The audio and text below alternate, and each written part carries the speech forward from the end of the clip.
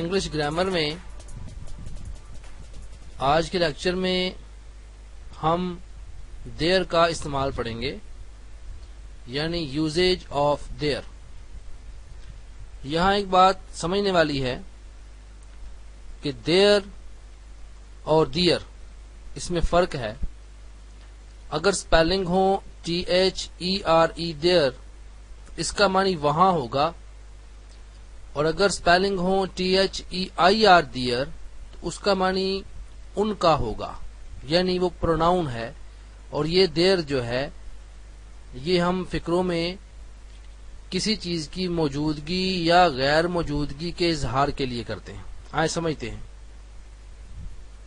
آپ نوٹ کریں، جملے میں کسی چیز کی موجودگی یا غیر موجودگی کو ظاہر کرنے کے لیے اسے سبجیکٹ کے طور پر استعمال کرتے ہیں، یعنی سبجیکٹ کے طور پہ استعمال ہوگا، فقرے کے شروع میں آئے گا اور کسی چیز کی موجودگی یا غیر موجودگی کو یہ ظاہر کرے گا۔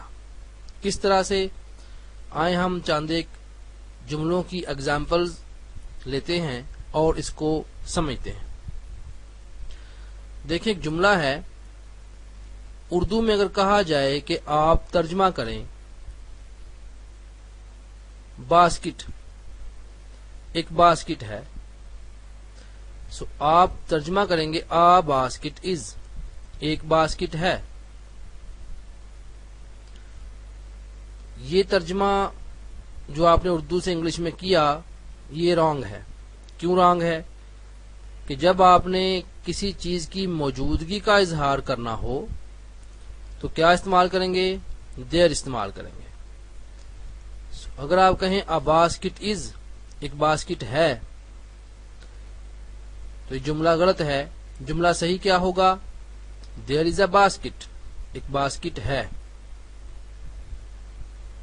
تو اب اس کو وہاں ایک باسکٹ ہے سمجھنے کے لیے کر سکتے ہیں، لیکن ترجمے میں اگر وہاں کا لفظ نہ بھی ہو تو ہم سمپل کہتے ہیں there is a basket، یعنی باسکٹ کی موجودگی کا اظہار ہو گیا دیر کو استعمال کر کے۔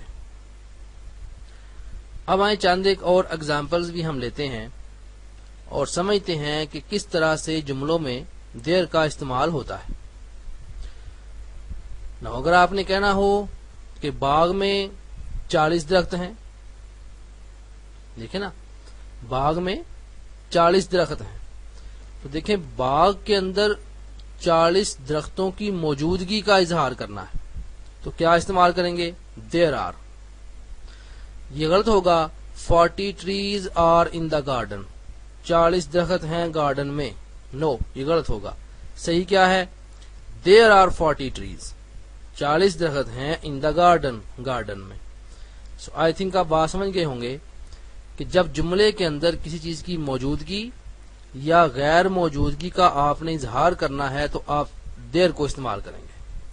ایک اور جملہ دیکھیں، there are 3 doors in this house، اس ہاؤس میں 3 دروازے ہیں، اس گھر میں 3 دروازے ہیں۔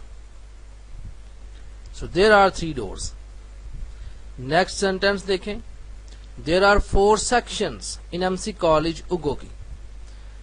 آپ MC کالج کے اسٹوڈنٹ ہیں تو آپ کو پتا ہونا چاہیے کہ MC کالج میں 4 شعبے جو ہیں وہ کام کر رہے ہیں، جن میں کمپیوٹر ریپیئرنگ ورکشاپ ہے، کمپیوٹر کالج ہے، اکیڈمی ہے اور 7 پروفیشنل کورسز ہیں، جیسے رائٹنگ کورس ہو گیا، بزنس کورس ہو گیا۔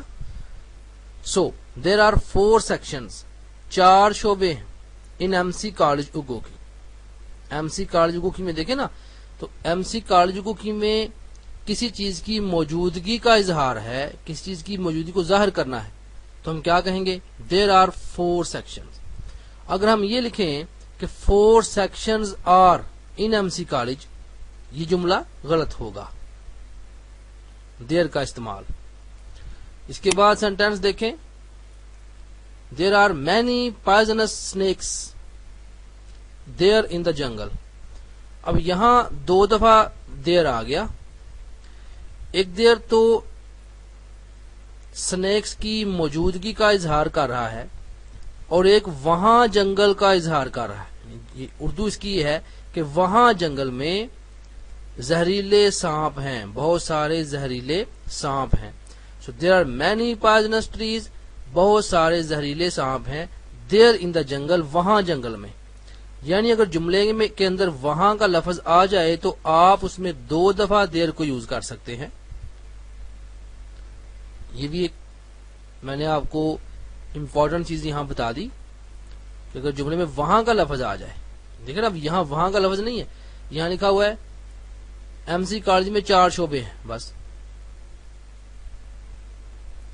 سو ایم سی کالج میں 4 شعبے ہیں. There are 4 sections in M C college. اور اگر یہ کہا جائے کہ وہاں جنگل میں بہت سارے درخت ہیں، دیر آر مینی ٹریز دیر ان دا جنگل. سو آپ وہاں کے لیے دیر کا ترجمہ کریں گے. اگر اس میں اسٹوڈنٹس آپ نے غور کیا ہو تو ایک ٹیکنیکل بات یہاں سمجھانی چاہ رہا ہوں. فارمولا یہ ہے کہ دیر کے بعد بی کا استعمال ہے. بی سے مراد آپ کو پتا ہے از آر ایم ہوتا ہے. از آر واز ور بی میں آئے گا نا. سو دیر کے بعد آپ نے از آر یا واز ور لگانا ہے اور آگے ناؤن استعمال ہو رہا ہے. ناؤن سے مراد کوئی نام، کسی چیز کا نام. باسکٹ ایک ناؤن ہے، ٹریز درخت ناؤن ہے، دروازے ناؤن ہیں، شعبے ناؤن ہیں، سانپ جو ہیں زہریلے یہ ناؤن ہے. زہریلا ایڈجیکٹو ہے اور سنیک سانپ ہے ناؤن ہے. سو فارمولا یہ ہے کہ دیر کے بعد آپ از لگائیں، آر لگائیں، واز لگائیں، ور لگائیں اور آگے ناؤن کو یوز کریں. سو دس از دا فارمولا.